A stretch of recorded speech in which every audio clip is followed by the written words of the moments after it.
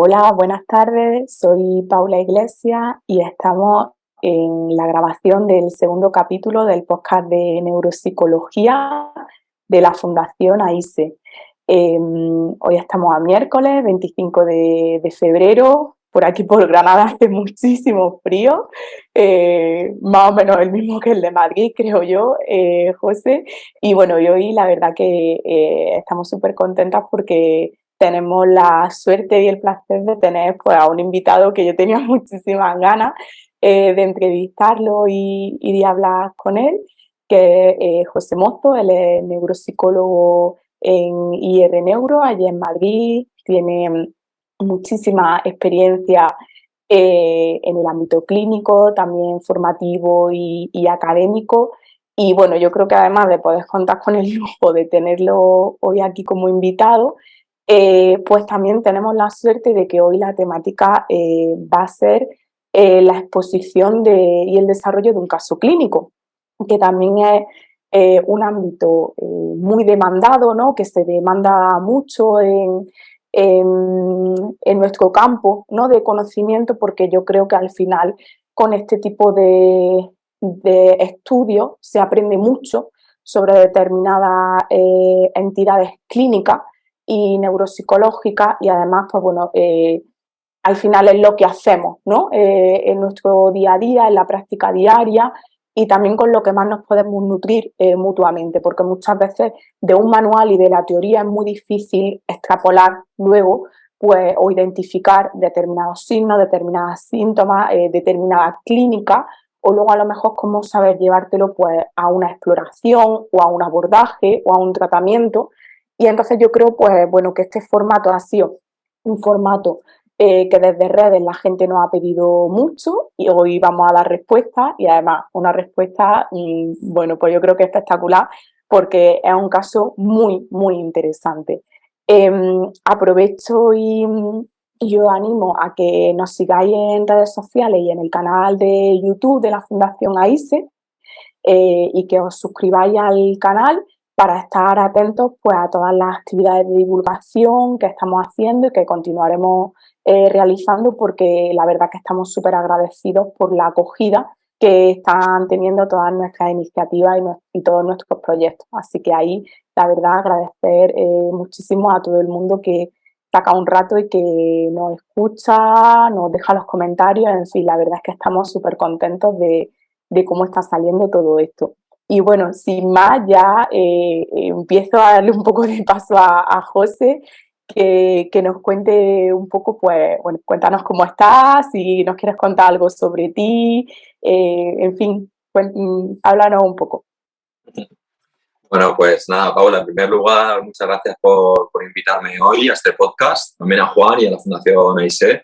La verdad que es un placer poder colaborar con compañeros que yo creo que estamos un poco en la misma línea también de pensamiento y que sobre todo nos hacen reflexionar, ¿no? Nos hacen salir un poco de nuestra rutina mental, y yo creo que eso siempre ayuda. Así que estos intercambios, igual que tú has dicho, yo los apoyo un mogollón. Veo que tienes un mapa de Madrid por ahí al fondo, me parece. Aún no es de Madrid, no sé si lo veo bien. Bueno, me pone muy contento. De Berlín. Ah, no lo veía bien. Vale, pensaba que de Madrid. Me pone muy contento este intercambio y bueno, espero estar a la altura de las expectativas. De forma sencilla, la intención yo creo que es presentar un caso, poder explicar la forma en la que se ha trabajado, que no tiene por qué ser la mejor, ni mucho menos. Simplemente poder compartir el razonamiento que hay detrás, y si hay alguien que le pueda servir o que le interese discutir sobre él y que podamos enriquecernos en común, pues yo creo que ese es el objetivo. Y antes de empezar, también dar las gracias a Aida Suárez, porque eh, fue premio en las jornadas del Consorcio Nacional de Neuropsicología en la última jornada, y ella es experta en atrofia cortical posterior, que es de lo que se va a tratar. Entonces, ella me permitió también enviar una serie de referencias, una serie de intercambios científicos que, bueno, yo creo que se merece también el reconocimiento público una vez más. Qué bien, genial. Pues sí, porque la verdad es que es lo que tú dices, ¿no? Que al final la intención con esto es simplemente pues contar cuál es, en este caso, ¿no? Tu visión, porque eres la persona que ha llevado a cabo todo este proceso de exploración, de valoración y de tratamiento de un caso clínico, pero efectivamente también tener en cuenta pues, que es un caso poco común, con una afectación que no es del todo usual y que efectivamente pues con todo lo que nosotros sabemos y con la experiencia que tenemos hacemos lo mejor que podemos, ¿no? Pero que por desgracia en neuropsicología pues que no hay un manual o una guía que te establezca, ¿no? Todo lo que hay que hacer o cuáles son los pasos a seguir. De todas formas, en fin, yo aún así, cuando tengo que decir piropos los digo y cuando no me callo. Y en este caso, yo que he tenido la suerte de escucharte presentando este caso, pues me encantó y por eso te invité, ¿no? Lo tenía súper claro porque, en fin, me gustó muchísimo cómo lo expusiste, cuál fue tu guía, cuál fue tu razonamiento y cuál ha sido tu forma de encaminarlo. Así que yo te doy la enhorabuena y estoy convencida de que la gente cuando lo escuche pues también le va a ir gustando mucho todo lo que vais contando. Así que bueno, sin más, pues no sé si puedes empezar a contarnos un poco algunos detalles sobre este caso clínico, introducirnos cuáles son pues los datos principales y demás. Uh-huh. Sí, pues bueno, este caso versa de una mujer de 78 años, residente en Madrid. Es la tercera hermana mayor de 15 hermanos. Y digo esto porque yo creo que tiene su relevancia. Luego lo iremos viendo si sale la oportunidad de comentarlo. Y porque muchas veces se habla de reserva cognitiva en relación a años de estudio, pero también yo creo que la cantidad de hermanos sobre los que se le han delegado los cuidados creo que también puede ser un factor importante a estudiar y que también impacta sobre la reserva cognitiva, las habilidades de resolución de problemas. Bueno, luego si hay oportunidad lo detallo. Aparte de ser la tercera mayor de 15 hermanos, tiene 5 hijos.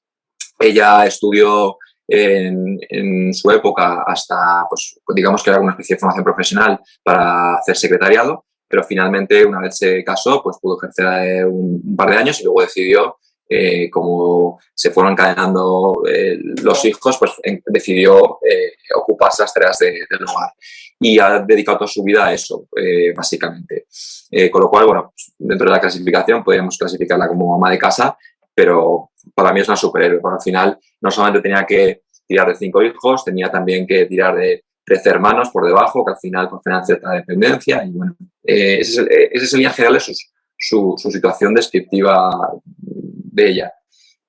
A nivel un poco más médico, en cuanto a antecedentes, a nivel personal ella se reflejan los informes que hizo una diverticulosis de sigma sin diverticulitis. Esto me suena chino, pero en resumen es temas gastrointestinales, ¿no? Al parecer. Lo que se concluye con un síndrome de colon irritable que le genera pues, de vez en cuando una incontinencia de urgencia y unos dolores que a veces bueno, se han podido asociar a nerviosismo, a un estado de estrés crónico. Acerca de la etiología de por qué tiene este antecedente no lo sé, el caso que lo tiene. Y bueno, también abre un poco la ventana a pensar la relación que tiene el intestino al cerebro y si a través de un intestino, bueno, pues con alguna dificultad a la hora de metabolizar o defenderse de patógenos externos, pues sí puede repercutir a nivel de infección cerebral. No lo sé. Abro ventana, yo no soy médico, pero bueno, que también me pareció señalable que tuviera ese antecedente.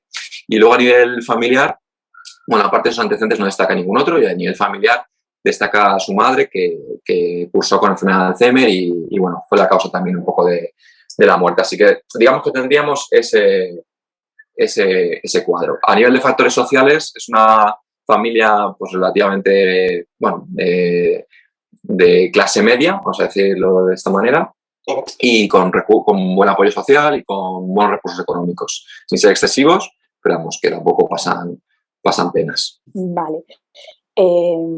Genial, pues muchas gracias porque es cierto, ¿no? Como que todos estos factores contextuales, sociales y personales son muy, muy importantes tenerlo en cuenta y saber un poco del punto de partida, pues de cara a entablar una conversación con esta mujer, a empezar a iniciar unos primeros acercamientos y a dejar que la clínica, digamos, más puramente neurocognitiva, pues también se vaya dejando ver, ¿no? Porque yo creo que también es importante que la gente, conforme la vayamos explorando, pues sienta un cierto grado de confort o de seguridad mientras que lo exponemos a diferentes situaciones, porque al final también cuando iniciamos la valoración, cuando estamos en el proceso de entrevista inicial y de anamnesis, es un proceso pues donde avasallamos un poquito con preguntas, donde lanzamos hipótesis y demás, y obtener todo este tipo de información que ya genera un cierto vínculo, una cierta confianza con la paciente y con su familia, también nos hace pues eso, empezar a unir una serie de lazos que nos van a ayudar a que luego cuando comprometemos el funcionamiento de la persona a nivel cognitivo, pues el ambiente, digamos, o el ánimo no decaiga, ¿no? Mucho. Yo creo que hay que ir sabiendo, ¿no? Pues contrarrestar un poquito esas dos cosas, porque si no, pues en fin, la exploración puede caer totalmente por un momento de frustración en el que la persona no ha sabido hacer algo y ya se bloquea totalmente o lo que sea. Entonces, bueno, pues tener y tirar, saber tirar también de esta información, pues para en determinado momento decirle, bueno, entonces hoy has venido con tu hermano fulanico, ¿no? De todos los que tienes o de no sé qué, no sé cuánto, y hay cambiar un poquito el tercio, pues para luego a lo mejor seguir explorando, seguir tal, yo creo que es importante. Además, obviamente, pues de cara a plantear objetivos, sabes que cuenta con determinado apoyo familiar o saber cuáles son sus potencialidades y eso es súper importante, pero la verdad que yo te agradezco, ¿no? Que empieces contándonos todo esto porque yo creo que también se nota como la huella humana que hay en este caso, ¿no? En el análisis de este caso y en el trabajo que tú le has echado. Así que me parece una forma súper buena, ¿no? de comenzar la exposición. Ahora, si te parece, me gustaría preguntarte pues, por algunos datos más relacionados pues, con la anamnesis y demás, donde a ti pues esta mujer y su familia pues te empezarán a relatar cosas que tú a lo mejor ya empiezas a asociar con determinada sintomatología cognitiva o que empieza o que ya como digamos a nivel de neuropsicólogo se te empiezan a abrir, como yo digo, las bombillitas de, vale, pues este es el motivo de consulta y esto se puede deber a esto o a esto otro.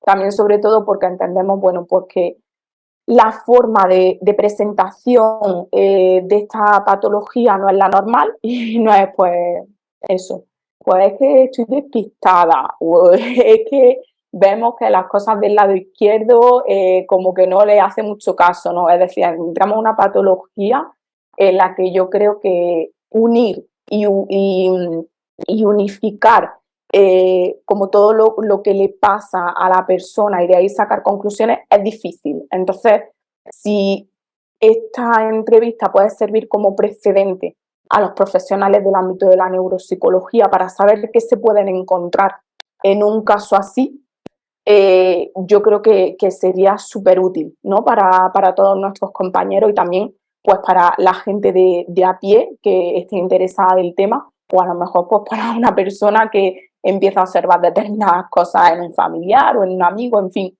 no sé, vamos a, si te parece ahora, intentar ir traduciendo un poco algunas demandas que te empezaron a llegar en las primeras consultas de esta mujer con cosas que a ti ya te iban chirriando o sonando a determinadas componentes a nivel neurocognitivo. Bueno, pues antes de comenzar a responder la pregunta, por también añadir algo a lo que has comentado anteriormente, me parece muy interesante, que es el punto de la alianza, es decir, la importancia de estos factores también ayudan a fortalecer la alianza, la cual fortalece la motivación, la cual provoca que se enganche el paciente y que te permita trabajar con él. Y simplemente por comentar también, por abrir otra ventana, para quien quiera explorar sobre esto, creo que fue en el año 2019, desde el ámbito de la psicología clínica se hizo una revisión de un montón de estudios que comparaban distintos ingredientes dentro del tratamiento, como puede ser la edad del terapeuta, la expertise del terapeuta, el grado de empatía, el tratamiento, la técnica aplicada, etcétera, etcétera. Y aquello que más despuntaba como que más tamaño de efecto tenía sobre los efectos de la terapia era la alianza terapéutica, más allá de las técnicas, los métodos, los procedimientos y demás. Simplemente un poco por añadir y a revisarlo, OnePoll 2019, pues bueno, por ahí yo creo que es un poco en lo que estamos alineados en el pensamiento, ¿no? Que comentas al principio. Sobre la pregunta de qué es lo que nos llega, qué información nos llega en un primer lugar, más allá de esa primera información que nos llega de los informes. Si quieres un poco para ponernos en el lugar de nos acaba de llegar un caso y cómo lo enfrentamos, sigo la secuencia lógica, que es, en primer lugar, se presenta un informe. Nosotros siempre en la clínica pedimos antes de admitir un paciente, digamos, y para valorar si hay oportunidad de tratamiento o no, desde nuestro recurso, pedimos un informe. Y en ese informe, pues ya ahí puedes hacerte, como tú comentabas, las primeras hipótesis, primeros razonamientos y recoger la primera información. En esos informes, la paciente presentaba una serie de informes de neurología. Como primer informe, bien recogido en el año 2014, que acude derivada a neurología por unos despistes. En ese primer informe no se detalla si son despistes de memoria, si son asociados a función ejecutiva, si son despistes motivacionales, es decir, no queda claro a qué se atribuyen esos despistes, pero que recogía esta información. Aquí me gustaría hacer otro apunte también, la importancia que es clarificar desde un inicio, desde ese 2014, qué tipo de despiste es. Y ahí me voy con la siguiente cuestión, que sería qué importante es escribir desde un inicio el papel de la neuropsicología o el neurólogo capacitado para hacerlo en una valoración, ¿no? En ver si está dando síntomas frontales, está dando síntomas posteriores, está dando síntomas temporales, es decir, de dónde viene el síntoma. Porque un despiste puede ser cualquier cosa. Y si esta paciente desde ese primer despiste en 2014 se hubiera identificado como un despiste no asociado a un tema entorrinal, un tema hipocampal, quizás se le podría haber intervenido mucho antes. Dicho esto, cuando llega a nosotros ya llega en el año 2020, 2021, diciembre de 2021. Sí, llega en diciembre de 2021 y ya han pasado un montón de años. Entonces, esos primeros despistes que finalmente, qué curioso, no son despistes de memoria, son despistes visuales, porque al no identificar todo bien los objetos, al encontrarme con una simultagnosia en la que me enfrento a un montón de estímulos que que me saturan el sistema visual e incluso atencional, pues claro, pierdo calidad en la codificación. Entonces, no recuerdo tanto. Entonces nos llegan con esos síntomas y revisando los siguientes informes ya se empieza a demostrar que efectivamente a nivel estructural, a nivel del cerebro, a nivel de metabolismo, a nivel de perfusión, ese cerebro no está siguiendo un curso normal. A nivel de estructura, las resonancias magnéticas realizadas 2 años después, 1 año después, se detecta una atrofia discreta. A nivel de perfusión se detecta una hiperperfusión en ambos lóbulos temporales y pequeños defectos a nivel parietal de forma bilateral. Posteriormente también se le realiza un PEG y se detecta hipometabolismo a nivel parietal posterior derecho, que se extiende al occipital derecho, con lo cual todos estos datos que se van recogiendo en informes y que parece que se van sucediendo las pruebas cada año, cada 2 años, finalmente te da pie a pensar que esos despistes iniciales en 2014 posiblemente no sean a un tema de memoria, a un curso típico que nos podemos encontrar de forma más prevalente, como puede ser una demencia pues por enfermedad de pequeño vaso o tipo Alzheimer, que es más frecuente. Entonces, primer síntoma, eso, que ella no llega a consulta y dice, mira, yo empecé con despistes a la hora de conducir, veía como flashes y empecé a encontrarme que no me manejaba igual con el coche. Creo que es de las actividades más complejas cuando uno está jubilado que realiza, que es la conducción, y creo que es donde en primer lugar salta el síntoma. Entonces ella siempre lo recuerda de esa manera. Y luego, cuando ya me viene a consulta 6 años después o 7 años después, pues ya la paciente ya se ha adiestrado a sí misma, se ha conocido mejor y ya te consigue hacer un análisis mejor de cuál es su problema perceptivo. En esta situación ella cuenta pues que le cuesta mucho discriminar las monedas, por ejemplo, cuando hace un pago, pues le cuesta mucho saber cuál es la de 20 céntimos o la de 30 céntimos o la de 10 céntimos, que ya no las ve bien, que a la hora de, por ejemplo, reconocer caras de familiares cuando tiene una comida sí, una visita, pues no la reconoce del todo bien, tiene que fijarse mucho en la voz o si tiene algo característico como colonia, como un pañuelo, pendientes. También refiere dificultades que tardaba mucho en encontrar cosas dentro de la cocina aunque supiera dónde estaban colocadas, en qué cajón se había dejado. También contaba que tenía dificultades a la hora de vestirse porque la discriminación de los colores, pues no te lo decía con estas palabras, ¿no? Pero le costaba mucho combinarse. Una mujer que cuidaba mucho su estética y su presencia, pues ahora le suponía un grave problema porque no se iba a distinguir si el negro, o era gris, o era blanco y cómo se combinaba con otro color que tenía disponible en el armario, ¿no? Entonces, digamos que esta amalgama de actividades de la vida diaria que tú enseguida, con los informes que te viene de neurólogo, que te está diciendo que el parietal a nivel bilateral no está funcionando bien a todos los niveles, pues ya te hace pensar que aquí hay algo perceptivo y seguro. Sobre todo cuando de forma diferencial ves que la paciente te lo narra con un nivel de memoria altísimo. Es decir, sin confusiones de ningún tipo y además manteniendo la conversación toda la hora y con un estado motivacional poco apático, sino todo lo contrario, muy entusiasta. O sea que todo esto te empuja a pensar que hay algo por detrás a nivel visoperceptivo que no está funcionando. Qué interesante, la verdad. Bueno, yo creo que es totalmente importante resaltar lo que has comentado, ¿no? De cómo se torna totalmente necesario el hecho de que pues la figura, ¿no?, del neuropsicólogo esté desde los primeros momentos vinculada a este tipo de deterioro o a este tipo de consultas, ¿no? O al menos eso, que haya como una visión neuropsicológica y cognitiva de estas entidades que ocurren y que en un principio pues la gente acude a su médico de cabecera, cuando esto normalmente persiste pues ya acuden al especialista en neurología y efectivamente pues ahí se empiezan a ver cosas, pero ¿cuánto se podría ganar, ¿no?, si desde un primer momento eso pues tuviese una afiliación concreta a nivel cognitivo? Porque es lo que tú has dicho, ¿no? No es lo mismo pues tener despistas a nivel de memoria, tener despistas a nivel atencional o inhibitorio, que efectivamente filiar toda una clínica como es la de este tipo de patología, que además yo considero que es una clínica pues bastante compleja, ¿no?, que no nos encontramos de manera asidua en nuestro día a día.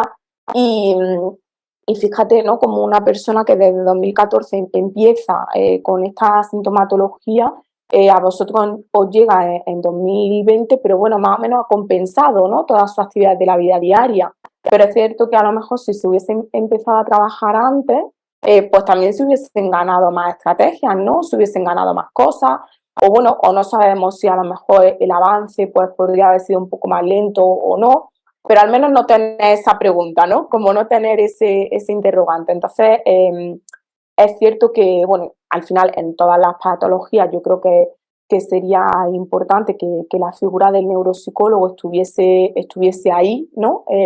Siempre, pero en esta, pues, yo cuando escuché tu caso me sentí muy identificada porque, como bien te comenté, nosotras también tuvimos un caso parecido, pero a nosotras se nos complicó un poco más toda esta entidad porque la mujer con la que nosotros trabajamos tenía también una afectación muy, muy brutal a nivel de lenguaje y un deterioro cognitivo global bastante importante. Como tú bien expusiste y como bien ahora nos vais contando, es cierto que la entidad de la atrofia cortical posterior normalmente cursa con lo que ya ha ido comentando de una afectación a nivel perceptiva y de integración visual muy importante, pero conservando en buen estado, digamos, otras funciones como son el lenguaje, la memoria, y por eso yo creo pues, que esta mujer te relataba también, ¿no? Como yo digo, es que los pacientes son manuales, ¿no? Totalmente de neuropsicología, porque te dicen, pues es que yo me confundo cuando estoy en una reunión con mucha gente y no sé quién es cada uno, o no sé a quién mirar, o no sé, es decir, que una persona te diga, no, yo es que como no lo identifico bien por la cara, pues me sirvo del olor, digo, madre mía, ¿no? Es decir, es que eso es un manual de neuropsicología, ¿no?, que está hablando de características de prosopagnosia y que ella misma te está dando la estrategia que luego tú a lo mejor le propondrías como rehabilitación, ¿no? Me parece brutal. Y todas las, por lo que ya nos empieza a comentar, como todas las estrategias metacognitivas que ella estaba generando esta mujer sin proponérselo, ¿no? Digamos, un poco pues por supervivencia y también, pues, si me puedo imaginar, de las mayores de 15 hermanos y madre de 5 hijos, pues tiene que ser una estratega total y absoluta en la vida, ¿no? Tiene que ser bastante crack la mujer, lo digo así rápido y pronto. Pero en fin, a nosotros la verdad que el caso pues fue un poco más complejo. Luego ya también descubrimos que hay variantes de esta afectación que también pueden cursar con afasia progresiva primaria, y pues que tiene mucha afectación a nivel de anomia, de comprensión del lenguaje, de repetición, de fluidez, de discurso, y es cierto que es lo que nos ocurría a nosotras, ¿no? Que cuando intentábamos indagar en qué era lo que pasaba, en cómo ella percibía el mundo, de que no llegábamos exactamente a identificar una entidad de vida diaria, y entonces nos costaba mucho traducirlo, ¿no? Como a nivel neurocognitivo, era como la atención no es algo más allá de la atención. Percepción, no sé, porque luego cuando le reducimos al ambiente estimular, como que sí percibe, entonces, ¿en qué percepción estaríamos, no? Y como no había una claridad ahí a nivel de lenguaje y de comunicación, pues lo tuvimos bastante más complicado. Entonces, claro, yo resalto, ¿no? Y recalco la importancia, pues, eso de acudir cuanto antes mejor, ¿no? Y de que pues este servicio ojalá que estuviese mucho más presente y que fuese también mucho más conocido por la gente, porque creo pues bueno que habría muchas cuestiones a nivel de calidad de vida que podrían trabajarse desde pronto, desde estadios iniciales. Así que, bueno, tú ya nos has empezado a introducir todas estas características perceptivas que ya te iba contando, que tú ya ibas asociando a determinadas funciones, ¿no? También tenemos ahí unas determinadas pruebas de neuroimagen y diagnósticos diferenciales que hubo teniendo a nivel de su médico de referencia. Sigue contándonos siquiera un poquito cómo seguiste indagando en el caso, explorando más cosas y empezando a establecer más asociaciones que a ti te fueron útiles para establecer un perfil o clarificar un poco ante qué tenías delante. Bueno, pues por encadenar un poco también, que me van surgiendo temas que hilar, ¿sabes? Y me ha parecido interesante, pues ya lo comentamos una vez, ¿no? Ese caso que tuvisteis vosotros también, y como muy bien has añadido que es que hay muchas variantes de este tipo de la atrofia cortical posterior, ¿no? Por también dar a quien pueda escuchar esto y le pueda interesar, porque tengo un caso también parecido, hay un grupo, si no lo recuerdo, creo que es en Inglaterra, que es el grupo de Crutch, si no lo recuerdo, Crutch, y creo que en 2019 actualizó, pasa un consenso de expertos, pues una serie de criterios sobre este diagnóstico, con su prevalencia, con sus tipos y demás, y que es muy interesante. Quien quiera revisar un poco el tema, pues que por ahí arriba hay gente que lo está haciendo muy bien.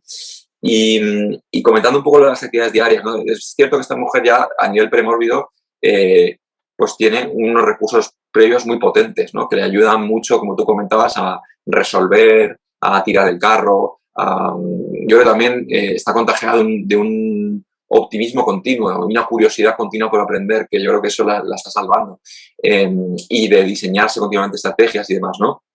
Pero es verdad que a qué coste. ¿A qué coste? Cuando llega el coste de hacer esas actividades es un coste muy alto, no todas las actividades están depuradas, no es consistente, puede que lo haya probado una vez, pero no ha persistido en ello, ¿no? No sé, yo creo que también nuestro trabajo es ayudar un poco a poner el foco en algo, a poder entrar en una habilidad específica, al poder ir generalizando de forma progresiva, es decir, a restar un poquito caos en la medida que se pueda, para que la paciente vaya despertando esa potencialidad y esa capacidad que intrínsecamente tiene.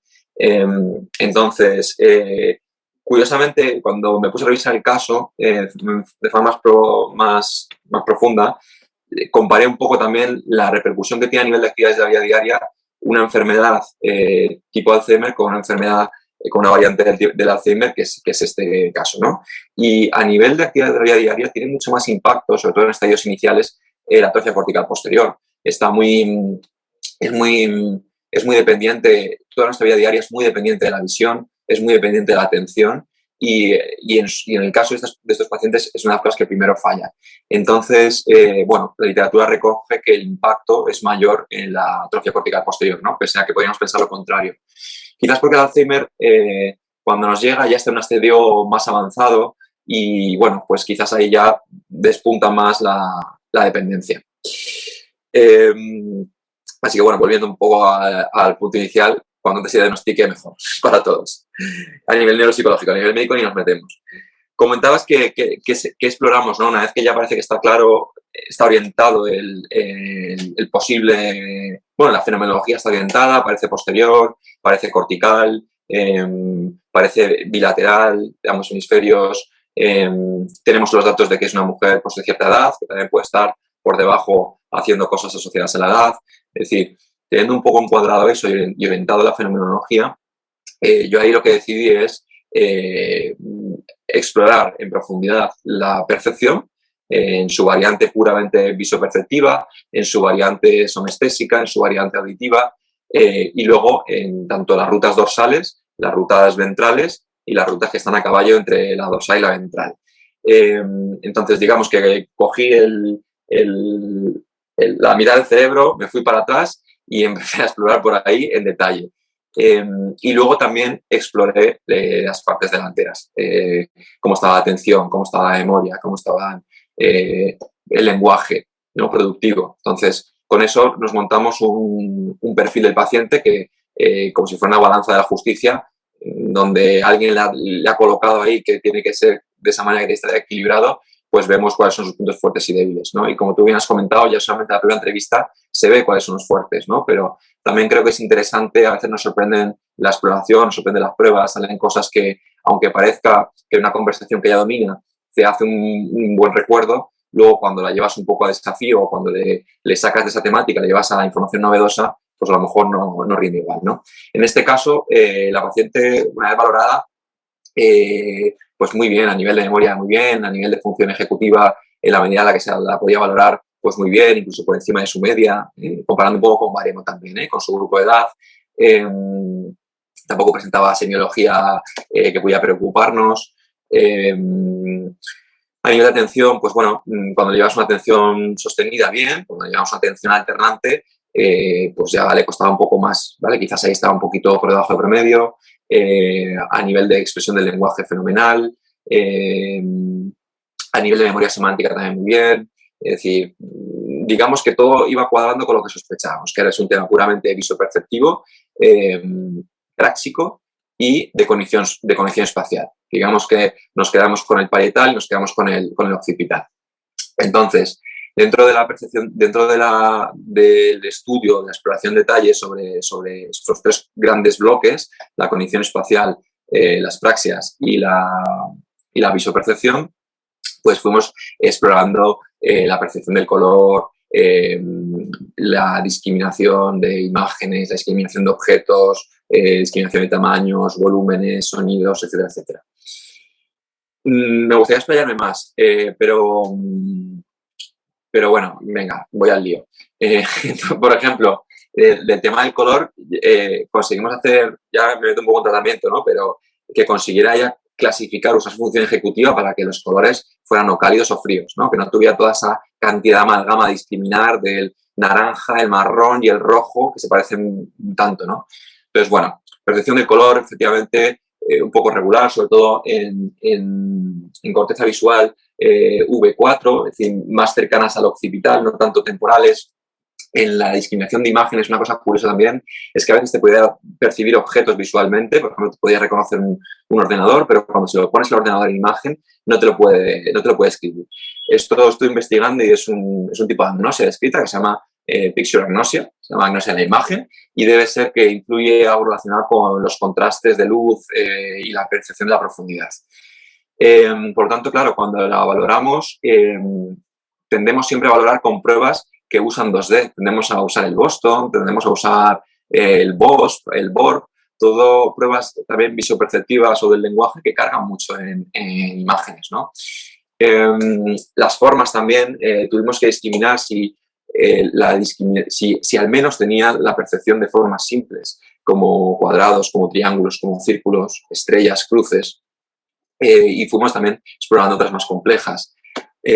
A nivel de tamaño, también queríamos saber, para luego la compensación que haremos después, si discriminaba visualmente, si algo era más alto que, yo qué sé, si una torre era más alta que otra, por ejemplo, ¿no?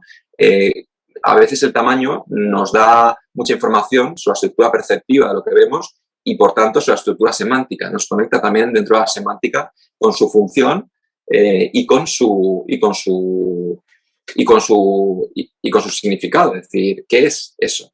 Esto lo dice Goldberg también mucho, que él propuso para las praxias un trabajo en el que, a partir de la estructura, la percepción de la estructura física de un objeto, tú configuras tu mano para usarlo, ¿no? Entonces, la percepción física de los objetos preparan la acción, ¿no? Entonces, ¿qué problema hay en esta persona que si no discriminara bien los tamaños o las formas?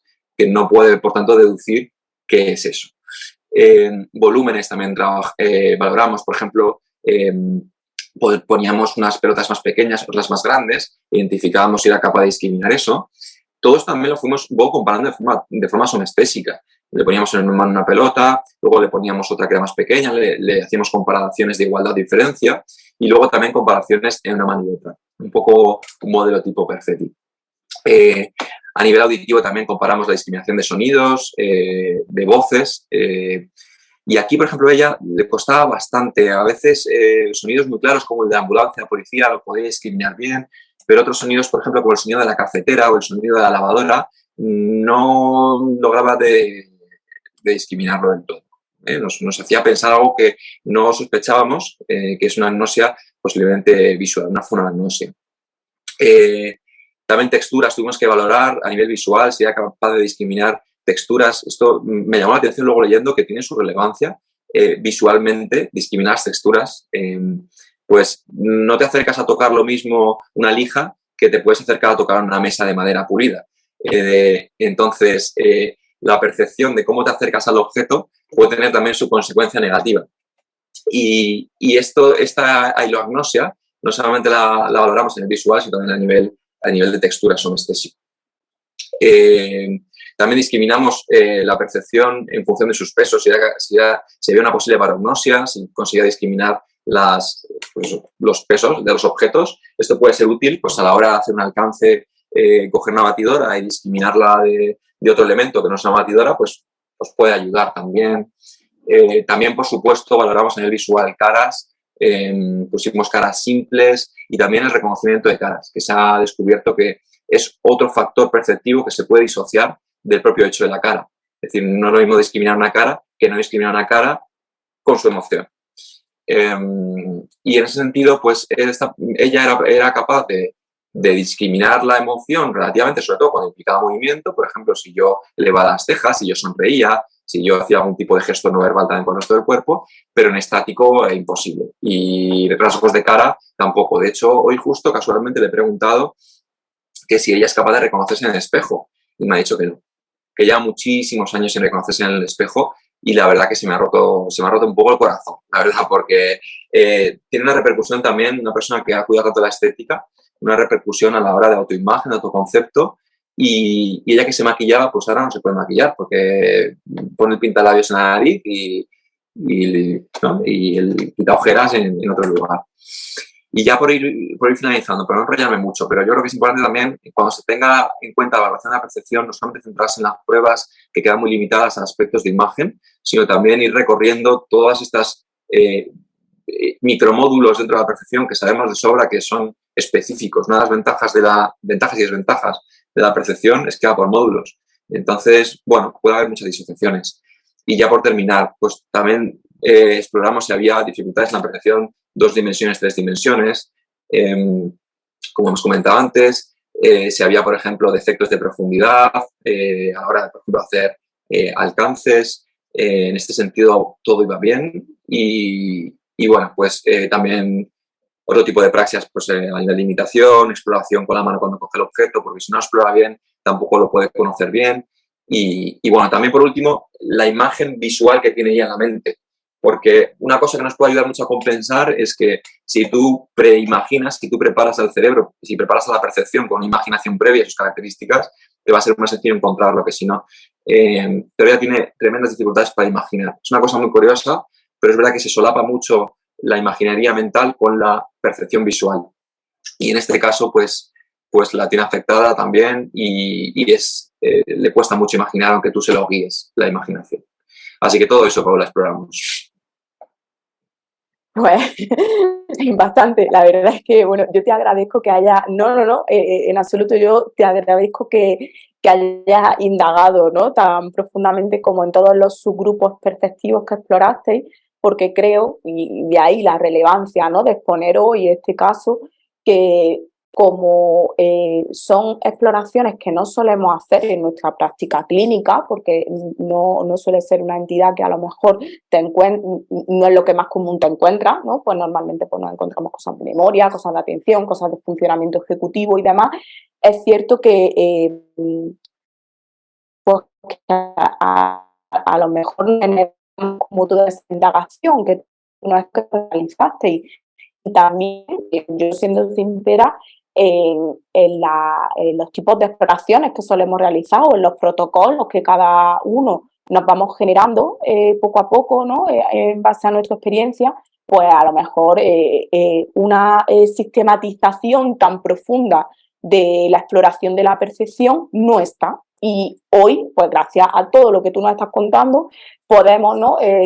Tener una guía que nos ayude, pues si nos encontramos un caso a este o un caso parecido, de por dónde podemos ir explorando y qué subgrupos y qué modalidades perceptivas podemos ir indagando para averiguar cuál es el funcionamiento de esta persona. Bueno, una de las preguntas que te voy a hacer, que ya has ido tú introduciendo simplemente al contarnos este tema de todo lo que fuisteis valorando a nivel perceptivo, es la relación que ya empieza a haber entre la función perceptiva y de praxia y acción y movimiento, ¿no? Que me parece muy interesante como al final todas esas estructuras posteriores van nutriendo el sistema de acción y ese sistema dorsal, que ahora nos va a contar más en detalle. Y como también a la vez, pues por ejemplo, lo que has comentado, esa percepción de profundidad estaba un pelín más conservada, ¿no? O estaba un poquito mejor, porque al final también esa profundidad estaba más relacionado con ese componente de movimiento, ¿no? Y de acción, y precisamente si eso todavía está más preservado, pues la función perceptiva asociada a ello también, porque también eso yo creo como que tiene un anclaje mucho más profundo porque está nutrido por el componente de movimiento, ¿no? Versus pues, a lo mejor lo que tú has comentado de una representación en dos dimensiones, que es puramente la estructura que estás tocando, la estructura que está dañada y la estructura, además, que es más difícil nutrir o compensar con otras funciones cognitivas. Solo se puede compensar con la semántica, con el lenguaje, pero claro, llega un momento en el que lo que tú dices, no sé, esa capacidad de imaginería también está tocada, pues es que ya mi lenguaje no tiene un significado para ti, no lo alcanza en esa imaginería y no lo coges, ¿no? Entonces, como al final eso, pues obviamente es lo que va teniendo mayor afectación y sin embargo, pues cosas a lo mejor que están relacionadas más con acción, con movimiento y con desplazamientos, con dinamicidad, aportan mucho en nuestro tratamiento de este tipo de entidades, ¿no? Bueno, tú ya sabes que a mí me gusta mucho el movimiento por mi impronta y eso, pero es cierto que en este tipo de casos pues que es súper útil y me parece muy interesante. Pero antes de todo eso yo quería hacerte una pregunta y venía un poco a colación de cómo no contamos con instrumentos a lo mejor muy específicos o diversos que nos ayuden a indagar en todo lo que tú nos has comentado que exploraste a nivel perceptivo. Y yo te pregunto, por ejemplo, un diagnóstico diferencial que a mí se me ocurre en esta paciente, porque tú has dicho memoria y tal, súper bien, funcionamiento ejecutivo pues también bien, pues típica prueba que nosotros usamos siempre, figura compleja de Rey. ¿no? Que supuestamente, pues, es decir, valora un montón de cosas, pero con esa herramienta, pues nosotros también sacamos muchas conclusiones. Entonces, claro, el diagnóstico diferencial de esta prueba en esta mujer me parece interesante. No sé si nos puedes contar algo acerca de ello, porque creo que también nos enseñaría mucho, ¿no? A aprender pues, a realizar diagnóstico diferencial en el caso de esta mujer. Cuéntanos un poco cómo fue este proceso con ella. Pues me meto a ello, pero también me interesa añadir una cosa que has comentado, me parece muy interesante, porque yo creo que se habla poco de neuropsicología, a veces lo abandonamos, pero eso que has comentado de la imaginería, ¿no? El poder imaginar con el paciente a qué nos referimos de forma conjunta a nivel semántico, es decir, poder tener esa conexión semántica con el paciente y lo que yo le estoy contando que es atención, él también se está imaginando lo que es la atención, ¿sabes? Como tenemos ese lenguaje común, esa semántica común y nos lo imaginamos igual. No solamente pasa en esta paciente, que a lo mejor dificultades para imaginar y demás, sino que yo creo que de una forma más abstracta ocurre con todos los pacientes. Yo creo que es importante trabajar mucho la información, es decir, la información y las creencias que tiene el paciente sobre las cosas, porque a veces damos por hecho semánticas, pues, ¿no? Semánticas en el lenguaje que son disonantes, es decir, la persona no entiende igual lo que es el movimiento, no entiende igual lo que es el vestido, no entiende igual lo que es no sé qué. Entonces, yo siempre dedico mucho tiempo también a esta parte psicoeducativa para igualarnos en semántica, para igualarnos en nivel de creencias, ¿no? Porque a partir de ahí se desencadenan luego también la sensación de autoeficacia, la motivación con comprender la tarea, con comprender por qué estoy aquí y esa conciencia de déficit que hay que ir ganando. Yo creo que al final el objetivo es hacer experta a la persona, es decir, que la persona sea casi una persona de neuropsicología, sea un neuropsicólogo o una neuropsicóloga. Bueno, pruebas, efectivamente, la exploración. Pues hay 1000 cosas para explorar, ¿no? El sistema perceptivo es modular a tope y hay 1000 cosas, mil microhistorias, como hemos comentado. Pero bueno, si tuviéramos que hacer un diagnóstico diferencial, ante unas sospechas de problemas de memoria, valorar lo posterior de lo frontal. Y dentro de lo posterior, hay 2 pruebas que se han demostrado altamente sensibles para discriminar este tipo de patología, que es dentro de la batería del BOSP, los subítems, el conteo de números, conteo de puntos. Hay una prueba en la que hay unos puntos diversificados y la paciente tiene que ir contando cuántos hay, sin usar el dedo. Y luego la de discriminación de letras, que en este subítem aparecen o no aparecen unas letras que están como manchadas de una especie de fondo ruidoso. Y entonces la paciente tiene que discriminar si ve una letra o no la ve, si ve una X o no la ve. ¿Vale? Estas 2 pruebas son las más sensibles, demostrado recientemente por el grupo que os he comentado antes de Crutch, para la discriminación de esta patología. Y luego dentro de la figura del rey, y uniéndolo con lo del principio, es una paciente que a nivel personal no le gusta dibujar, se le da fatal, y es una cosa que siempre se excusa a la gente, ¿no? Es que yo no sé dibujar, y le dices, ya, pero solo te pido copiar, no quiero que elabores nada. Pero bueno, es una prueba que está invalidada, es imposible hacerla con ella, no lo logra ver. Tiene descompuesta la figura. Podría pedirle una copia, pero es que se lo va a inventar, va a hacer trazos inventados, está descompuesta totalmente desfragmentada. Además, como tú comentabas, es una prueba que implica muchas cosas, no solamente perceptivamente, ¿no? Y lo hacía mal, no lo hacía bien. Ojalá tuviera ejemplos visuales, el próximo día lo puedo intentar, pero es una tarea frustrante para ella. Entonces, prefiero tirar de tareas como los subítems del BOSP, el conteo de números, la discriminación de letras y luego toda esta parte de exploración. Y luego, dentro de la evaluación, por no quedarnos solamente con lo perceptivo, a nivel estandarizado, pues pasamos el test Barcelona de la 19 a la 24, los subítems de praxias. A nivel de memoria pasamos el Hopkins Learning Verbal Test, que tenemos baremos del proyecto Norma Koch. Pasamos el TMT de forma oral, no de forma visual, porque eso estaría sesgado. Pasamos también el BTA, la atención sostenida. Pasamos también cubos. Cubos no lo hacía del todo mal, pero es verdad que está muy por debajo de su promedio, ¿vale? Y a nivel de fluencia ejecutiva pasamos fluencia verbal, pasamos span de dígitos.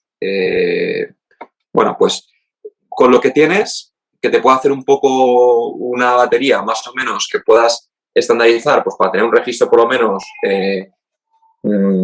pues valioso de cara a investigación, de cara a replicar datos o hacer un seguimiento un poco más cerrado, pero por supuesto se te queda esto corto, como os comentaba, y tienes que abrir el abanico de la exploración.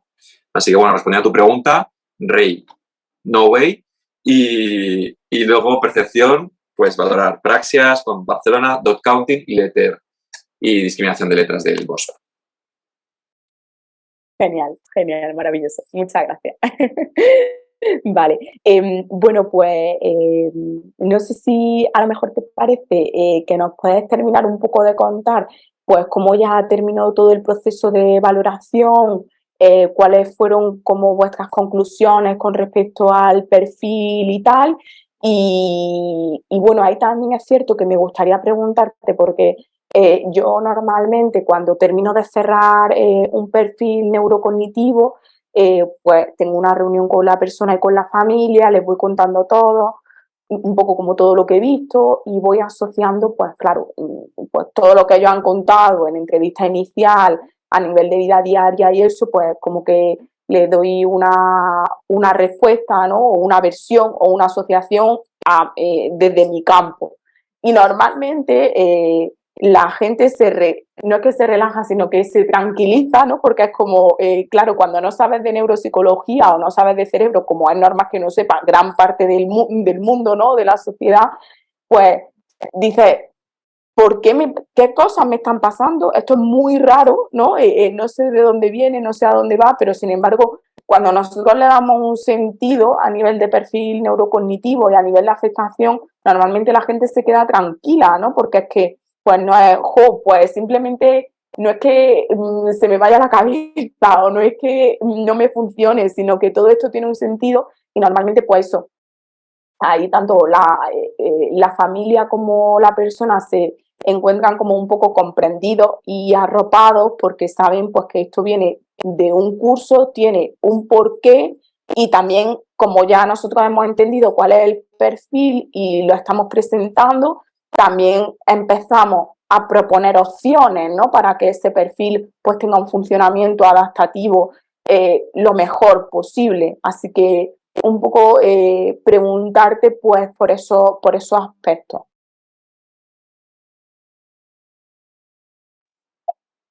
Me alegra que me preguntes esto también, un poco sabiendo que somos un poco de la escuela de NEF de Pablo Duque, porque yo recuerdo que siempre decía, por lo menos en sus cursos iniciales, ya no sé cómo, si mantiene la idea o no, pero siempre decía, en el tratamiento siempre primero tienes que dar la idea y luego tienes que dar el método. Primero tienes que dar la idea y luego tienes que dar el método. Idea y método. Y yo creo que en esta comunicación, tanto con la familia como con la paciente, tienes que darle la idea. Tienes que darle la idea de qué es visopercepción, qué es fallar en profundidad, qué significa que no sepas si la luz está encendida o apagada, qué es la dificultad en la percepción de la luminosidad, cuál es la dificultad, es como dar ideas de qué es, ¿no? De cómo se descompone todo eso. Y luego ya cuando tengas ese conocimiento, que está explicado por el diagnóstico médico, pues venga, vamos a hacer un método, vamos a hacer método para que eso te pase menos o para depurarlo o vamos a depurar tu habilidad, ¿no? Entonces, sí, yo creo que hay que dedicarle mucho tiempo a dar la idea, tanto a la familia como al paciente, para luego ir construyendo el método y siempre en comunicación continua con ellos. En ese sentido, la familia piensa que venía ya al final muy acostumbrada, ¿no? A esta patología. Es verdad que porque ya habían pasado varios años, ¿no? Y tenían familiares, pues con tantos hermanos, tenían familiares en hospitales y más o menos estaban ubicados, ¿no? Pero es cierto que muchas veces ocurre, como tú comentas, que vienen muy desorientados, ¿no? Y incluso rasgos de personalidad suyos previos parece que los atribuyen también al daño cerebral. Es decir, a veces ocurre un fenómeno que es que todo lo explican con una única causa, que es el daño cerebral. Y cosas que veían anteriormente, imaginemos, un problema de pareja, ¿no? De repente ahora lo atribuyen al daño cerebral, ¿no? Y todo gira en torno al daño cerebral. Y yo creo que también diferenciar eso y saber, diferenciar qué viene del daño cerebral y qué no, también ayuda a orientar la solución. Porque obviamente si tienes problemas de pareja y no es por daño cerebral, yo te derivo. Pero si es por daño cerebral podemos manejar un poco la conducta o ver cómo está tu condición social y demás, ¿no? Entonces, bueno, yo creo que esta información es importante darla, como tú comentas, y el tiempo que haga falta. Es decir, las veces que haga falta y el tiempo que haga falta para explicarlo. Quería comentar que con respecto a la anterior de valoración, que más me has preguntado sobre exploración también, se me ha olvidado mencionar que hay dos pruebas de cribado muy famosas que te permiten cubrir, en el caso de cribado, no de valoración, de forma rápida, también aspectos visuales, visoperceptivos. Y una es el Akenbock, el ADEM, bueno, yo le llamo AC3, que ya no me sé ya ni las siglas, ¿no? El Cognitive Examination de ADEMBAC, pero se llama ADEMBAC Cognitive Examination AC3R, revisado recientemente, que incluye estas dos pruebas que hemos comentado a nivel visoperceptivo, y también el MOCA tiene una versión que es para ciegos.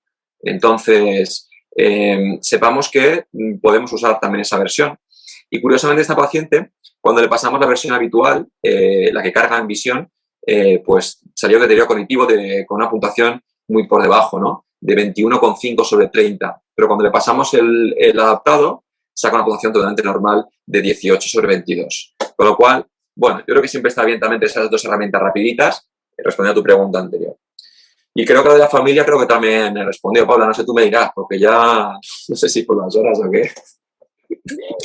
Sí, ya sería un poco como cerrar, porque también has comentado algo de afectación a nivel práctico, a nivel de cognición espacial, entonces ya cerrar como un poco el perfil de esta mujer y cómo empezasteis un poco a trabajar con las conclusiones, cómo recibió ella todo, aunque como bien comentas, pues ella ya había generado sus propias estrategias, y imagino pues que dijo, mira, yo confío en vosotros, ayudadme en lo que podáis y tal, pero eso, como cerrando un poco el caso. Bueno, pues el caso se cierra después de toda la información de informes, de entrevista con la familia, entrevista con la paciente, exploración y evaluación. El caso se cierra con un diagnóstico neuropsicológico que me basé en la clasificación de NEF del año 2020, donde diríamos que la paciente cursa con agnosia visual, en su modalidad cromática, para objetos, prosopagnosia, agnosia topográfica y agnosia perceptiva presemántica de Warrington. Eso ya, si queremos un poco como decirlo de esta manera. Entonces, 1, agnosia visual. 2, trastorno de la cognición espacial de tipo egocéntrico que cursa con desorientación topográfica. Así que 1, agnosia visual. 2, trastorno de la cognición espacial. 3, trastorno de la atención, leve mineligencia espacial al lado izquierdo y simultagnosia. Y luego, 4, leve acalculia y apraxias, sobre todo apraxia táctil, ¿vale? En la exploración de objetos a través de la mano.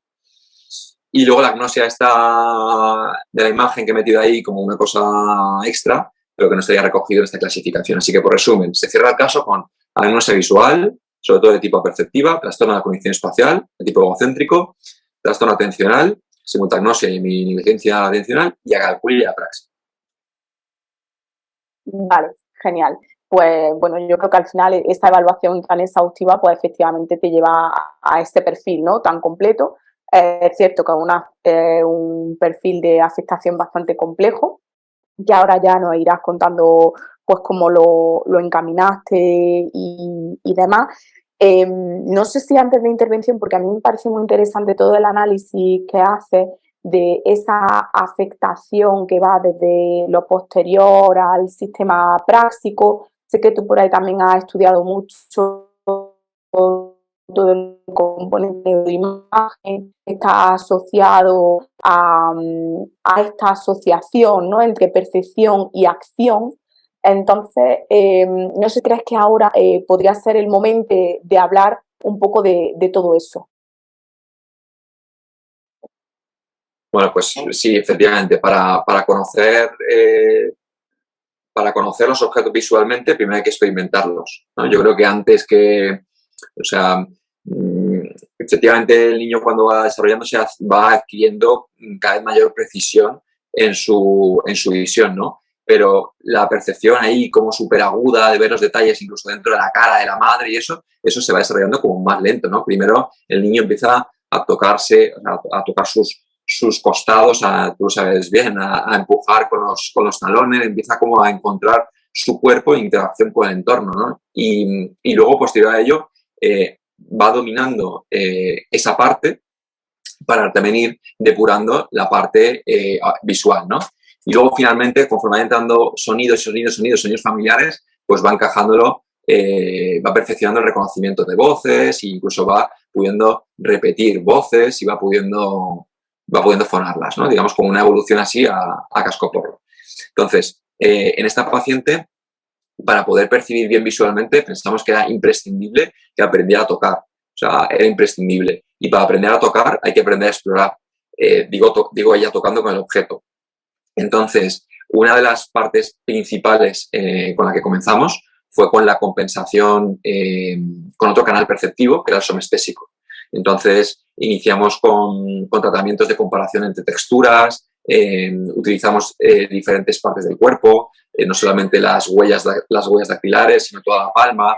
Dentro de la palma metíamos a lo mejor 2 texturas distintas, metíamos texturas con 2 contrastes, con mucho contraste o con cada vez menos contraste. Es decir, intentamos hacer cada vez más aguda la discriminación somestésica. Y luego, una vez hecho eso, intentábamos darle más sentido a la envoltura de la mano con el objeto. Es decir, que discriminaba volúmenes, que discriminaba formas, solamente con la exploración táctil. Y después de eso, pues fuimos construyendo hacia la función del objeto. Entonces, y cuando ya teníamos la función del objeto, para qué se usa, pues hacíamos también algunos alcances, ¿no? Y demás. Entonces, con esto al final lo que trabajamos son como 3 vías muy bien definidas por Minkowski en el año 2013, que luego también el grupo de Buxbaum, que es americano, creo que están en Boston, también lo han desarrollado bastante, que son estas tres rutas que van de posterior a anterior, que creo que un poco te refieres a eso. Eso en la ruta dorsal, que implicaría más el movimiento, los alcances, esa ataxia óptica. Después habría una ruta ventral que nos da el conocimiento temporal, que no está tan lateralizada como la otra, sino que es más bilateral y nos daría el conocimiento semántico del qué, que es lo que estoy tocando, qué es lo que estoy alcanzando. Y luego habría una ruta entre medias que sería la ruta ventrodorsal, que sería aquella que se encarga de entender la función, para qué sirve, el uso mecánico, ese razonamiento mecánico que tengo que hacer a partir de la estructura que he tocado, de la estructura que he visto. Entonces, cuando teníamos el mundo construido, el mundo que nos rodea construido desde un canal sensorial y perceptivo que estaba sano, que era el somestésico relativamente sano, y aprendimos a explorar el mundo desde ahí, luego la visión se hizo mucho más fácil. Es decir, entender las propiedades visuales de un objeto ya era mucho más fácil, porque ya eran mejor imaginables, porque al menos tenía una representación somestésica que me permitía conocer ese objeto, ¿vale? Y que hasta entonces, como nunca me había pasado nada porque yo estaba sana, pues no tenía la conciencia de todo esto, ¿no? Pero entramos a coger la idea, lo que comentábamos al principio, coger la idea de lo que íbamos a ver posteriormente desde la exploración somestésica y la manipulación de objetos. Creo que te referías a eso, ¿no? Sí, y además es que me parece muy interesante como la relación entre estas dos funciones, ¿no? Y cómo efectivamente establecéis todo un canal de compensación a través de lo manipulativo y de lo somestésico, ¿no? Donde llega un momento en el que parece, pues eso, que la percepción está en la mano, ¿no? Es decir, que lo que tú has comentado, que si te enseño a explorar, si te enseño a manipular o si enfatizamos mucho en este tipo de función práctica de interacción con el objeto, es como que hay una recuperación, ¿no? de esa función perceptiva e integrativa a nivel visual que yo te he facilitado a base de, pues eso, de fomentar mucho el tema manipulativo y demás. Y a mí la verdad es que es algo que me fascina, que me parece súper interesante, porque también es cierto que son, como digamos, orientaciones que a lo mejor no son las más usuales, que se suelen trabajar en neuropsicología o que no son pues las más paradigmáticas de estudio normalmente, o en los manuales, o en la carrera, o en las formaciones de posgrado, ¿no? que solemos ver, pero que sin embargo son esenciales, fundamentales y vitales para darle calidad de vida a esta gente y para abordar esa función visoperceptiva, esa función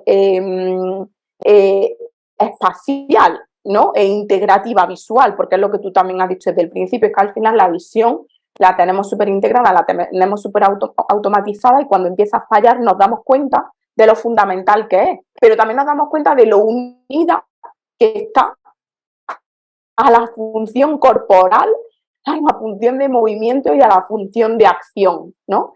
Aquí también quería unir un poquito esa función práctica porque también sé que fue algo que ya estaba o que fue, imagino que ha ido empeorando, ¿no? Y demás, porque yo, por ejemplo, en el caso que nosotros tuvimos, pues fue algo que estaba muy, muy afectado también, la función práctica. De hecho, nosotros nos encontramos con una mujer que las manos estaban completamente olvidadas, es decir, sus manos no tenían una intención manipulativa hacia el mundo, no sabía cómo usarla, no sabía cómo acercarse a los objetos, de hecho tampoco tenía como una dinamicidad de movimiento, ¿no? Yo recuerdo pues que intentaba tirar de objetos con una tendencia a la automatización muy alta, ¿no? Pues una baraja de cartas, de ve dándome, ¿no? O yo te voy dando a ti, o algo pues que fuese pelota, ¿no? De coger, soltar, no sé qué, pero no había una dinamicidad en ese movimiento y eso me llamaba muchísimo, muchísimo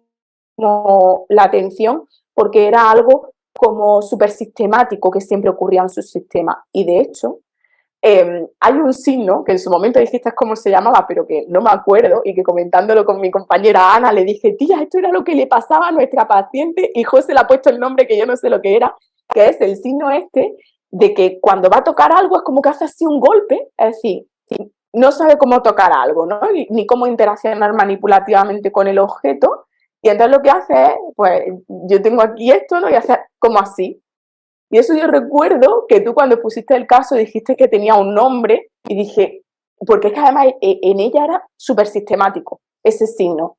Entonces digo, algo tan sistemático no puede ser que sea relativamente intencionado o que, porque Ana lo veía igual también cuando la trataba, tal, y entonces yo digo, pues esto claro, pues efectivamente tiene un nombre que yo no conozco. Y tú lo dijiste en su momento y, en fin, me pareció súper curioso, ¿no? Porque, ya te digo, es un caso que yo nunca he podido, digamos, compartir con nadie porque nunca había visto a alguien pues eso, con un análisis así del caso y que se hubiese presentado así. Entonces, bueno, pues también si nos puede hablar un poquito sobre... Bueno, pues sí, muy interesante lo que comentas, Paula. Efectivamente, esa relación percepción-acción, o sea, al final un poco el planteamiento, yo creo que era, si la paciente no logra tener una experiencia del mundo visual, yo creo que al final, más que percepción-acción, sería como relación con el mundo, ¿no? Entonces, si la paciente no se puede estar relacionando con el mundo de una manera visual, vamos a ver si puede conocer el mundo de una manera somestésica e imaginárselo. Y desde ahí, pues bueno, vamos creando esa conciencia. Y yo creo que también no se trata solamente de tocar por tocar, sino que hay que tocar y dar conciencia de lo que se toca. Y yo creo que ahí nuestro papel juega un papel importante, porque la paciente debe entender yo diría que los pequeños detalles que de forma global se nos pueden saltar, pues, oye, pues el peso, pues la textura, pues fíjate, compara los tamaños y no sé qué, ¿no? Y yo creo que eso le da riqueza a su experiencia perceptiva, a su experiencia perceptiva, sí, y a su experiencia a nivel de cognición, ¿no? Y es interesante cómo esto, ahora te cuento lo del signo, ahora te lo digo, es interesante esto cómo va repercutiendo también a su vez en otras funciones cognitivas, porque yo recuerdo que ella, por ejemplo, imaginemos, si le pongo en una pantalla de ordenador, por poner un ejemplo, le dibujaba una nevera así súper simple, o le ponía en la pizarra el dibujo de unas tablas, como si fueran las tablas de la nevera, y le ponía claramente un tomate rojo dibujado, o sea, con un redondo rojo muy simplificado, un círculo rojo en la parte superior, y una especie de plátano en la parte inferior. Entonces ella me tenía que decir, bueno, yo le preguntaba, según abres la nevera, que es esta, ¿dónde está el tomate rojo? ¿Dónde está el plátano? ¿No? Y ella tenía que usar su lenguaje para expresarme a nivel espacial dónde se ubica, ¿no? Y es que era una catástrofe, porque no tenía lenguaje espacial. Y cómo a veces el lenguaje lo que está manifestando es cómo está la percepción, cómo está la representación mental. Y claro, pues ella no sabía... no conseguía declararme si estaba arriba, estaba a izquierda, no porque no lo viera, sabía copiarlo perfectamente y lo ubicaba bien, pero se expresaba tremendamente mal. Es decir, en vez de decir enfrente, decía adelante. O sea, en vez de decir encima, decía adelante, por ejemplo, ¿no?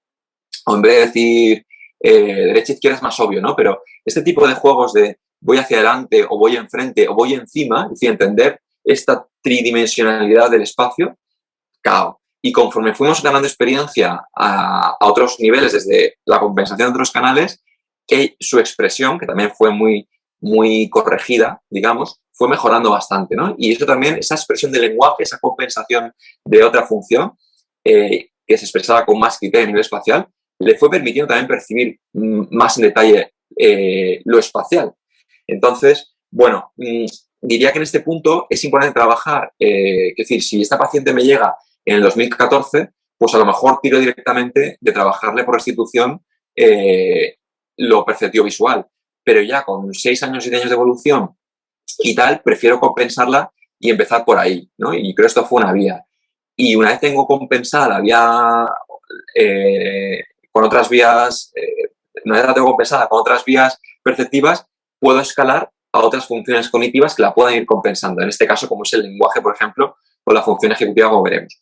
Y el signo que comenta es muy curioso. A mí también me pasa, es como que ella, por ejemplo, su dedo índice nunca lo usa para tocar. Yo creo que el dedo índice nos han enseñado siempre que es como el primero que se puede quemar, ¿sabes? Nadie va a tocar con el anular o con el meñique, ¿no? Es una cosa extraña. Parece que no sé si por ser más largo que los demás, pero nos permite hacer más aproximaciones. Y ella nunca aproximaba a tocar el objeto con el índice, iba siempre con el anular. Una cosa rarísima. Pero sin embargo, con la otra mano, con la izquierda, con la no dominante y con la ipsilateral a la lesión, sí que iba con el índice. Con lo cual también esa representación de los dedos digital me llamó mucho la atención. Y en relación a la exploración del objeto, esta paciente, como tú comentas, iba como con la palma siempre recta. Nunca, que puede ser también un poco porque si no veo qué voy a tocar, si no veo la estructura física, las propiedades físicas, no me voy a lanzar, no vaya a ser que haya pinchos, ¿no? Pero yo creo que no, porque cuando ya tenía el objeto en la mano y ya sabía que no era peligroso, aún así no había un uso y un gusto por tocar. Y esto, más que signo, que no sé cómo se llamará, por ponerle el nombre, se define como una praxis táctil. Vale, pues muchas gracias. Bueno, José, no sé si te parece que a lo mejor ahora podemos comentar un poco, porque yo sé que tú también a nivel de abordaje y eso, pues has ido haciendo un planteamiento a nivel de bloques, también has trabajado pues sobre muchas cuestiones relacionadas con su desempeño, ¿no? En diferentes actividades, que las que imagino pues que ella os pediría ayuda, ¿no? O que la familia os decía pues si ahí se podía intervenir de alguna forma para mejorar su desempeño en diferentes tipos de tareas. Cuéntanos eso, cómo tú has planteado el trabajo, qué repercusión ha ido teniendo en su vida y un poco pues en el punto en el que estáis ahora.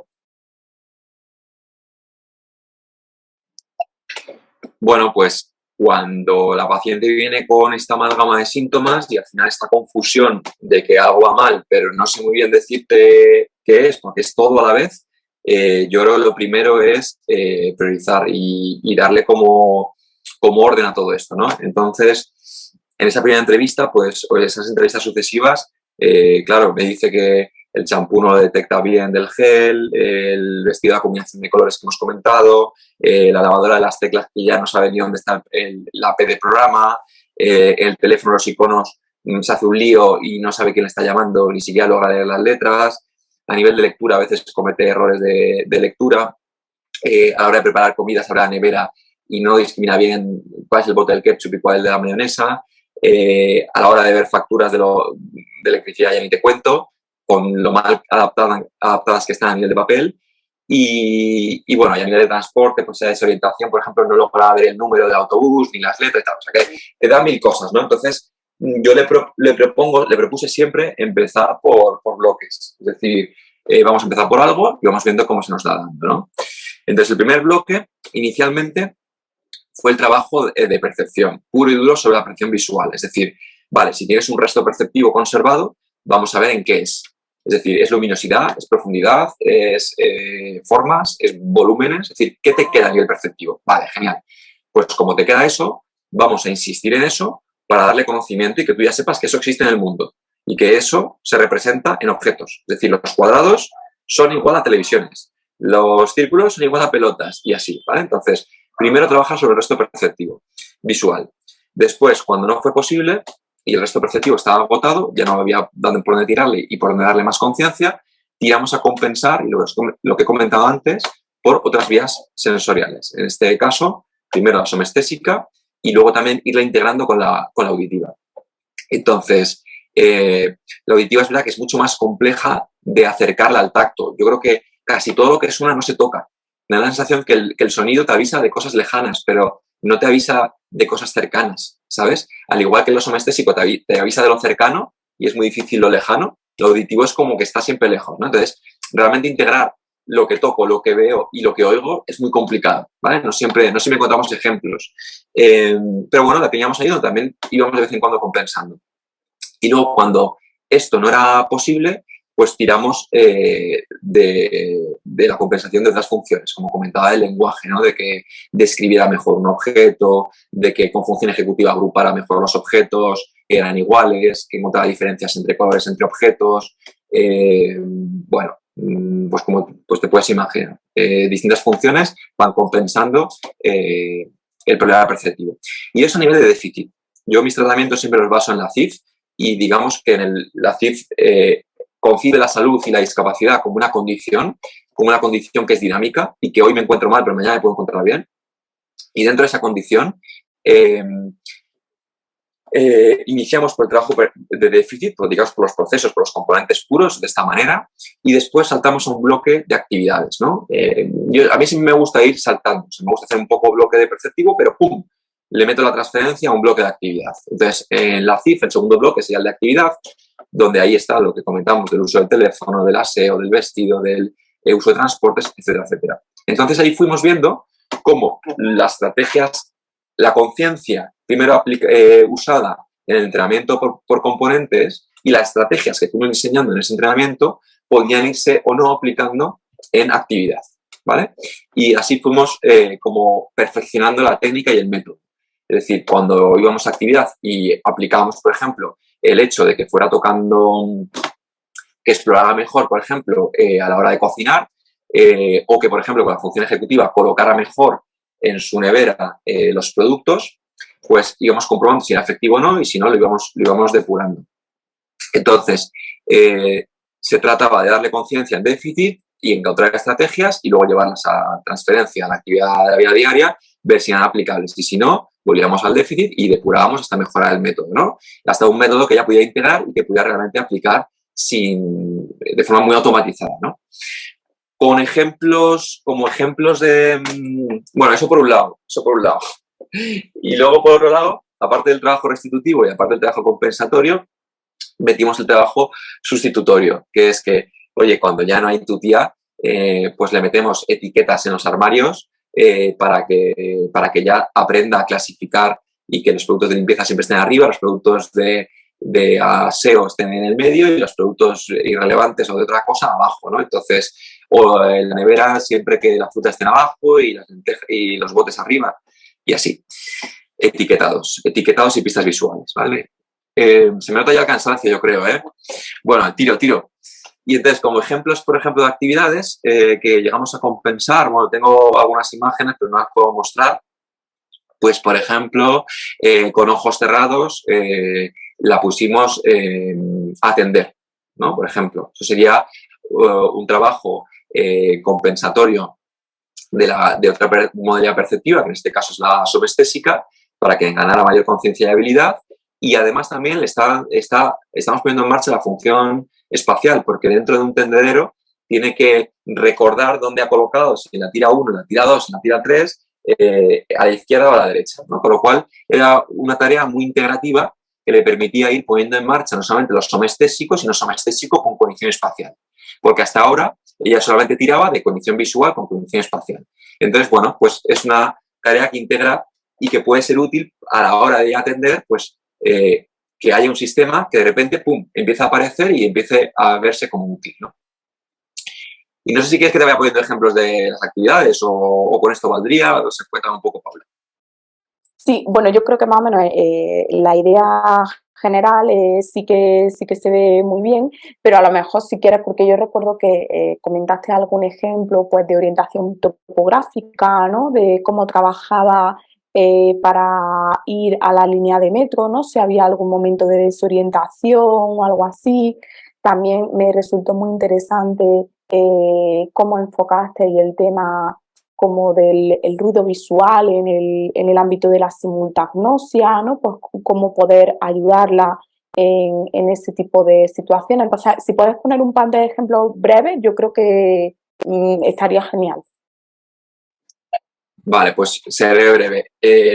Con el tema de la simultagnosia, ese ruido visual, ocurre mucho este tipo de pacientes porque al final lo que les ocurre es que la visión periférica empieza a fallar.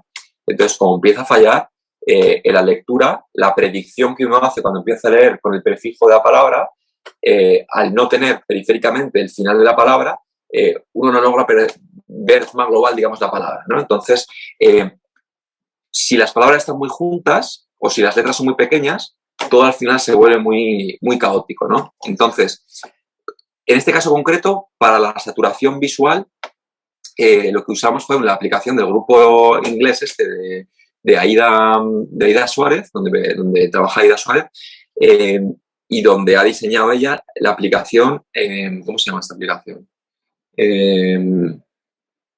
No voy a recordarlo ahora. Tengo el logo y tengo todo, pero vamos, se pone atrofia clear, sí, clear read, o sea, leer claro, clear read, app.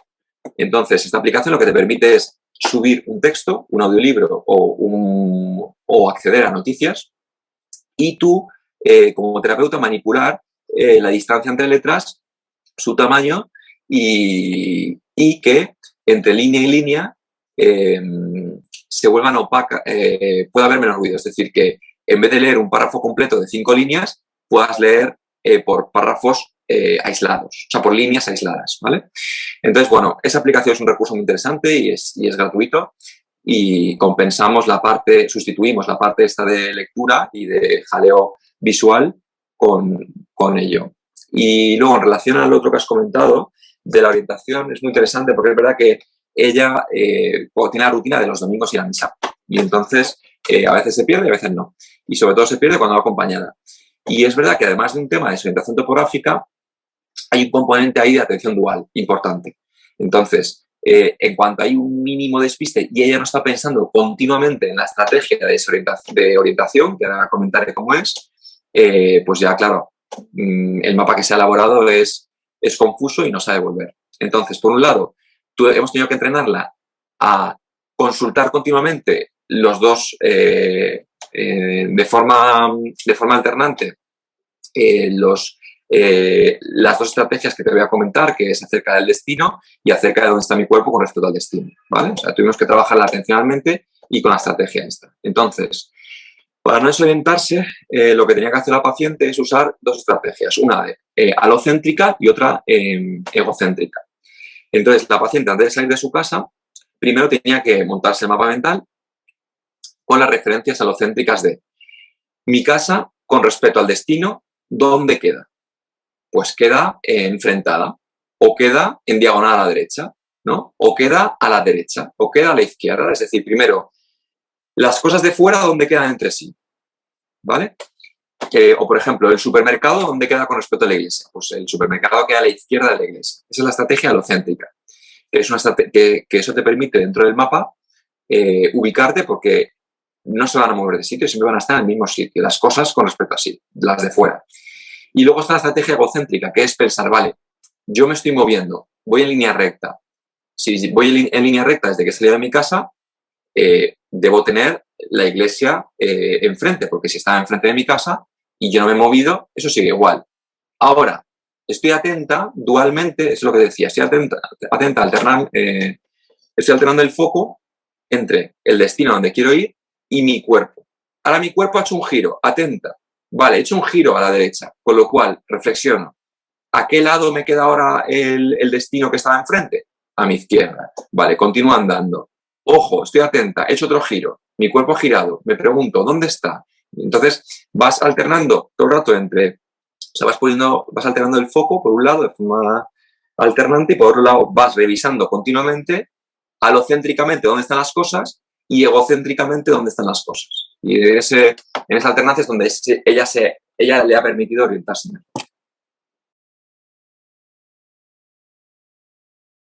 Qué interesante, la verdad es que, en fin, veo que ideaste un montón de cosas, ¿no? Para abordar un sinfín de componentes y de funciones en esta mujer en fin, entiendo que le han sido súper útiles y que le han ayudado un montón de cosas, ¿no? En su vida. Así que la verdad yo personalmente os doy la enhorabuena, ¿no? Por todo lo que habéis conseguido con este trabajo, ¿no? Y con esta mujer. Y bueno, José, ya por último, pues me gustaría felicitarte de verdad por tu trabajo y nada, si quieres concluir algo sobre este caso, sobre esta patología o sobre un poco lo que tú te llevas a nivel personal y profesional de este aprendizaje, ¿nos puedes contar algo?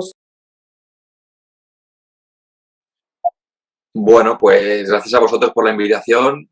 Vamos, está súper a gusto. Siento ya no poder dar más el callo. Ha sido una jornada muy larga. Y bueno, pues nada, disculparme por ese lado. Me llevo de la paciente pues su personalidad. La verdad que es una personalidad arrolladora y sus factores personales de resiliencia, ¿no? Pese a los diagnósticos. La paciente sigue ahí, sigue con ese rasgo de la personalidad de curiosidad, de querer seguir aprendiendo. Vamos, a mí me encanta trabajar con ella, es súper colaboradora y luego también la ventaja de que tenga puntos fuertes, esa memoria que te permite también ir consolidando las estrategias que son tan útiles de ir aplicando, por lo menos para ella. Y que a veces los casos infrecuentes son de los que más te enseñan, ¿no? Porque no tienes muchas referencias y a veces tienes que meterte a explorar a tope y sacar todo lo que hay.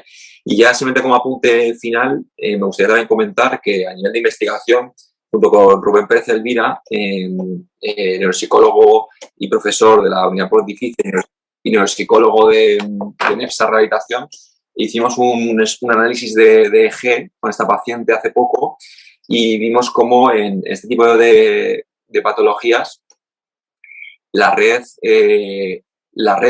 paritofrontal se trata de conectar muchas más veces que en el paciente con un Alzheimer, eh, pero el tiempo que se mantiene conectada es mucho menos tiempo que en el paciente con Alzheimer. Y yo creo que es un hallazgo que puede parecer poco relevante, pero creo que nos enseña mucho del cerebro, y es que pese a que solemos clasificar como que la lesión lo que hace es anular esa función, yo creo que la lesión lo que hace es intentar despertar mucho más esa red, es decir, por homeostasis lo que hace esa destrucción de ese parietal posterior, ese occipital, es que el cerebro intente conectarse más veces, es decir, está haciendo más esfuerzos por conectarse. Lo que pasa es que cuando se conecta a esa red dura muy poco porque no tiene materia, no tiene sustancia. Pero bueno, dejo ahí un poco el hallazgo para la reflexión de cada uno.